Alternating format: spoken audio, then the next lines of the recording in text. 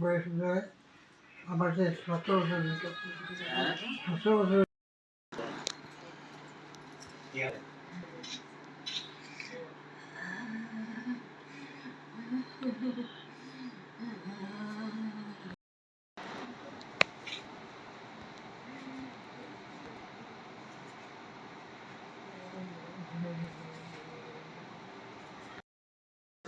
ওইখানে বোধ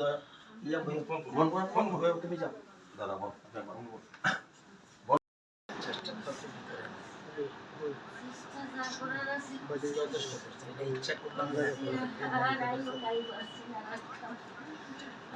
চেষ্টা করবো কিছু করতে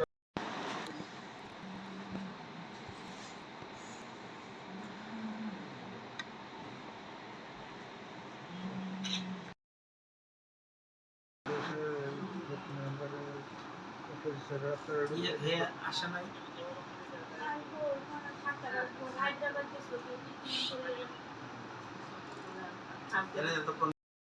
আমরা দুই ভাই আমরা 6 ভাই উনি আমনে সবাই বড় তারপরে আমনে আমার আগে আরেকজন আছে পরিমল আছেন আছে আছে আছে আরেকজন আমি এখন আমার ছোট আরেকজন আছে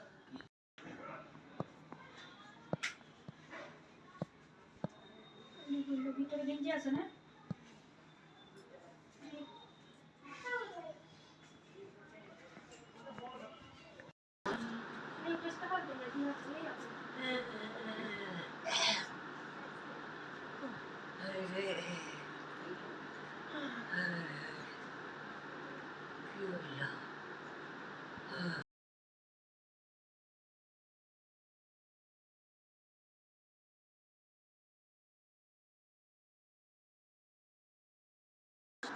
আমার ছেলে আসলো বাবা না আমার ছেলে আসলো একটা ছেলে আসলো বড় সুখ আমি তো কইতাছি তোর বাবা এমনই থাকবো তুমি কাটতা না গেলে থাকতে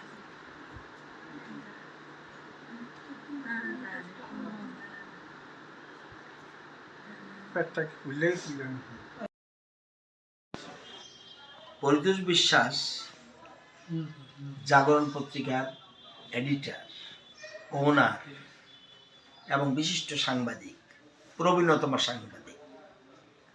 এবং এই পত্রিকাটা শুরুতে আমি যতটুকু জানি, অন্যরা থাকতে পারে, জাগরণ এবং গণরাজ এই দুটা পত্রিকা আমাদের রাজ্যের সবচেয়ে প্রাচীন বলে আমি জানি। এবং এই পত্রিকার এডিটর আজকে প্রয়াত হয়েছেন। প্রথমে আমি ওনার মৃত্যুতে শোক জ্ঞাপন করছি এবং পরিবারের পরিজনের প্রতি সমবেদনা জানাচ্ছি। একজন সাংবাদিক এত বছর ধরে একটা পত্রিকা চালাচ্ছে এবং কোনোদিন এই পত্রিকা, আমি জানি না, আমার যতদিন চোখে পড়েছে, কোনোদিন এই পত্রিকা ওনার কলম দিয়ে কারো বিরুদ্ধে উনি ব্যক্তি আক্রমণ করেন। নিউজ হিসাবে দেখেছে, নিউজ হিসাবে দেখেছে। আর আমার জীবনে যত কয়জন ভদ্রলোকের সাথে বা ভালো মানুষের সাথে যোগাযোগ হয়েছে, এর মধ্যে উনি একজন। মানে অমায়িক ব্যবহার, কোনোদিন কারোর সাথে উচ্চস্বরে কথা বলেনি বলে আমার মনে হয়, আমি যতটুকু জানি। প্রকৃত ভদ্রলোক, ওনাকে আমরা হারালাম। এবং একজন বিশিষ্ট সাংবাদিক, যিনি আমাদের রাজ্যের প্রবীণতমদের মধ্যে একজন, ওনার মৃত্যুতে রাজ্যবাসীর নিশ্চয়ই ক্ষতি হয়েছে, কারণ উনি অমায়িক ব্যবহারের লোক, ওনার মতো অমায়িক হয়েছে, এটা বোঝা যায়। সেই জন্য আমি আস্তে আস্তে ভাবছিলাম যে বাবা যেমন ছিল সেরকম হয়েছে। তো একটা বিশেষ ব্যক্তিকে আমরা হারালাম, সজ্জন ব্যক্তিকে হারালাম। এটা অত্যন্ত দুঃখের এবং এটা বেদনা।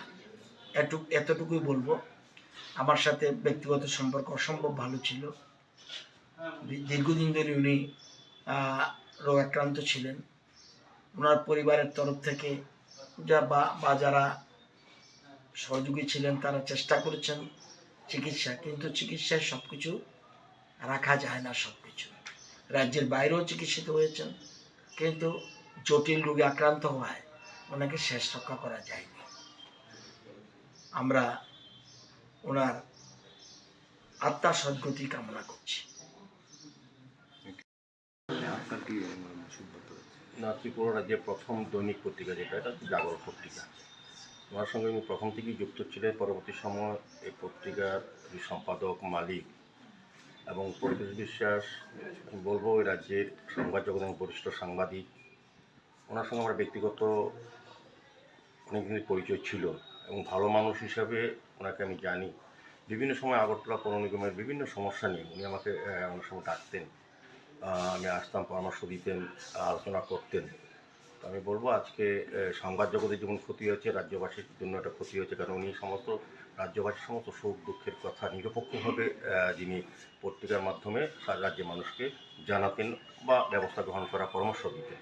সেক্ষেত্রে আজকে আমি বলবো যে রাজ্যের একটা বিশাল ক্ষতি হয়েছে, সংবাদ জগৎ সহ আমাদেরও। আমি ব্যক্তিগতভাবে একজন বলবো যে ভালো মানুষকে হারালাম। আজকের এই দিনে আমি শুধু বলবো যে ওনার বিধি আত্মা যাতে শান্তি লাভ করে, ওনার পরিবারের প্রতি আমাদের রাজ্য সরকার, আমাদের রাজ্যবাসী এবং আমরা যারা সংবাদ অনুষ্ঠান সবাই আছি, সবাই কিন্তু আমরা তো আবারও আজকে ওনার অকাল প্রয়াণে অকাল প্রয়াণ বলতে বলবো দীর্ঘদিন উনি রোগে আক্রান্ত ছিলেন। তবে পরিবার থেকে চেষ্টা করা হয়েছিল, বন্ধুবর্গ চেষ্টা করতে ওনাকে যতটা সুচিকিৎসা দেওয়া যায় পরিবার করা হয়েছে। যাই হোক, আজকে সকালে উনি ৭৩ বছর বয়সে প্রাণত্যাগ করেছেন, পরলোকগমন করেছেন। তো আমি আবারও ওনার আত্মার শান্তি কামনা করছি। আমাদের রাজ্যের সংবাদ মাধ্যমে বরিষ্ঠ ব্যক্তিত্ব শ্রদ্ধেয় পরিতোষ বিশ্বাস মারা যান। এটা আমাদের রাজ্যের সংবাদ মাধ্যম তথা বলা যায় সমগ্র রাজ্যবাসীর জন্য অপূরণীয় ক্ষতি। এই দিনে রাজ্যের তথ্য সংস্কৃতি দপ্তরের পক্ষ থেকে আমরা এখানে এসেছি, আমরা আমাদের শোক জ্ঞাপন করছি। পাশাপাশি ওনার শোকাহত পরিবারকেও সমবেদনা জানাই। প্রার্থনা করি যেন ভগবান আমাদেরকে শক্তি দেন, এই যে বেদনা থেকে যেন তারা উত্তরণ হতে পারে। পাশাপাশি এটাই বলব যে রাজ্যের সংবাদ মাধ্যমের সঙ্গে যে সুদীর্ঘ ইতিহাস, সেই ইতিহাসকে গড়ে তুলতে যে কয়েকজন ব্যক্তিত্ব প্রথমেই নাম চলে আসে, তার মধ্যে ওনার নাম অন্যতমদের মধ্যে একজন। তাই উনি হয়তো আজকে পৃথিবীর যে আমাদের প্রতিদিনের মতো পরলোকগমন করেছেন, কিন্তু ওনার কীর্তি স্মরণীয় হয়ে থাকবে সামনের দিনে এবং সামনের যে সংবাদ মাধ্যমের সঙ্গে যারা সংশ্লিষ্ট। কারণ আমরা জানি সংবাদ মাধ্যমে তো প্র্যাকটিক্যালি জনমত তৈরি করে। সেক্ষেত্রে এখনের যারা জেনারেশনে কাজ করছে তাদের কাছে ওনার কর্তব্য, ওনার কীর্তি আমাদের একটা ভবিষ্যতের জন্য পাথেয় হয়ে থাকবে। আমি এই দিনে আমাদের দপ্তরের পক্ষ থেকে আবারও শোকাহত পরিবারকে সম্বোধন জানাই।